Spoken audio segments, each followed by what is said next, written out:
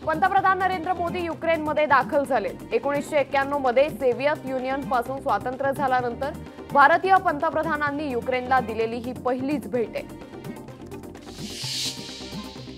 भाजप आणि राष्ट्रीय स्वयंसेवक संघ पुन्हा एकत्रित काम करणारे संघानं पाठ फिरवल्यानं लोकसभेत महायुतीला फटका बसला होता।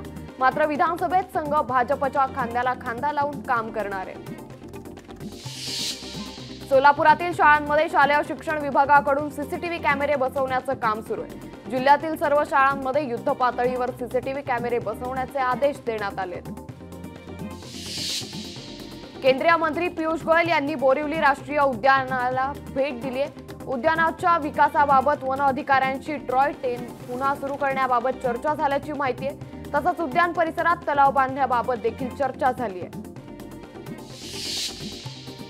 महाविकास आघाडीने पुकारलेल्या महाराष्ट्र बंदच्या पार्श्वभूमीवर मुख्यमंत्री आणि दोन्ही उपमुख्यमंत्र्यांमध्ये चर्चा झाल्याची सूत्रांची माहिती आहे। मुख्यमंत्र्यांच्या वर्षा निवासस्थानी चर्चा झाल्याची माहिती आहे।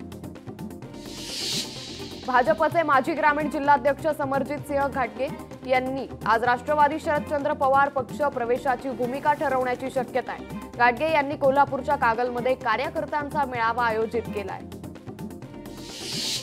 सांगलीतील कडेगाव येथील टेंबू सिंचन योजनेचं काम अपुरं असल्यानं पाणी संघर्ष समितीनं 27 ऑगस्ट पासून आमरण उपोषणाचा इशारा दिलाय। पुणे जलसंपदा विभागाकडून सिंचन योजनेची गांभीर्यानं दखल न घेतल्यामुळे उपोषणाचा इशारा देण्यात आलाय। भाजप प्रदेशाध्यक्ष चंद्रशेखर बावनकुळे 2 दिवस अमरावती दौऱ्यावर। आगामी विधानसभा निवडणुकीच्या पार्श्वभूमीवर हा दौरा महत्त्वाचा ठरणार आहे। यावेळी 6ही विधानसभा क्षेत्रातील पदाधिकाऱ्यांची ते बैठक घेणार आहेत। मनसे अध्यक्ष राज ठाकरे आज वर्धा दौऱ्यावर आहेत। यावेळी ते विश्रामगृह येथे निरीक्षक आणि पदाधिकाऱ्यांसोबत बैठक घेणार आहेत। विधानसभा निवडणुकीपूर्वी राज ठाकरे 4ही विधानसभा क्षेत्राचा आढावा घेतील। महिला सशक्तीकरण या अभियानासंदर्भात मुख्यमंत्री आणि उपमुख्यमंत्री आज नाशिक दौऱ्यावर। नाशिक येथील तपोवन इथं जाहीर सभा पार पडणार आहे। समरजित घाटगेंचा राष्ट्रवादी शरदचंद्र पवार पक्षामधील प्रवेश निश्चित करण्यात आलाय। तर घाटगे दुपारी जयंत पाटलांची भेट घेणार आहेत। उद्धव ठाकरेंच्या सीएम पदाबाबतच्या भूमिकेवरून काँग्रेसमध्ये नाराजी असल्याची माहिती सूत्रांनी दिली आहे। तर निवडणुकीनंतर मुख्यमंत्री पदाबाबत चर्चा करावी अशी भूमिका काँग्रेसने स्पष्ट केली आहे। पीएमआरडीए मध्ये 407 कर्मचारी भरतीसाठी अखेर राज्य सरकारनं मंजुरी दिली आहे। पीएमआरडीएच्या स्थापनेपासून पदांची भरती रखडली होती। भरतीसाठी जाहिरात प्रसिद्ध करण्यात आली आहे। गुंतवणुकीचा आमिष दाखवत एका इंजिनियरची पीएमआरडीएनं 407 कर्मचारी भरतीसाठी अखेर राज्य सरकारनं मंजुरी दिली आहे। पीएमआरडीएच्या स्थापनेपासून पदांची भरती रखडली होती। भरतीसाठी आता जाहिरात प्रसिद्ध करण्यात आली आहे।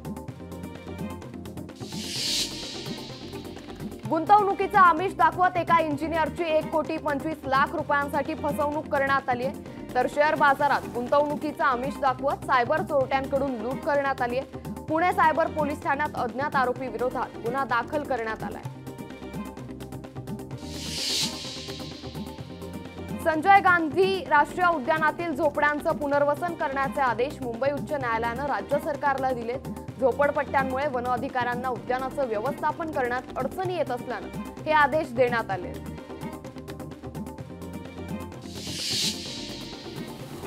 वर्सोवा ते घाटकोपर मेट्रोच्या दैनंदिन प्रवासी संख्येनं 5 लाखांचा टप्पा पार केला।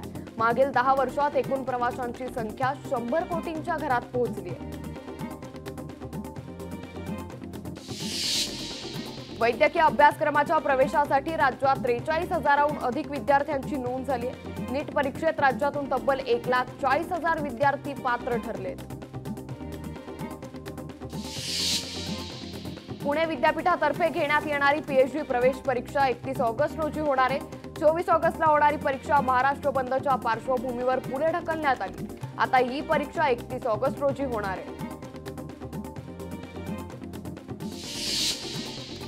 गणेशोत्सवापूर्वी शहरातील सर्व रस्ते खड्डेमुक्त करण्याचे आदेश अतिरिक्त पालिका आयुक्तांनी दिलेत। नागरिकांना प्रवासादरम्यान कोणताही त्रास होऊ नये म्हणून युद्ध पातळीवर काम करण्याचे आदेश देण्यात आले।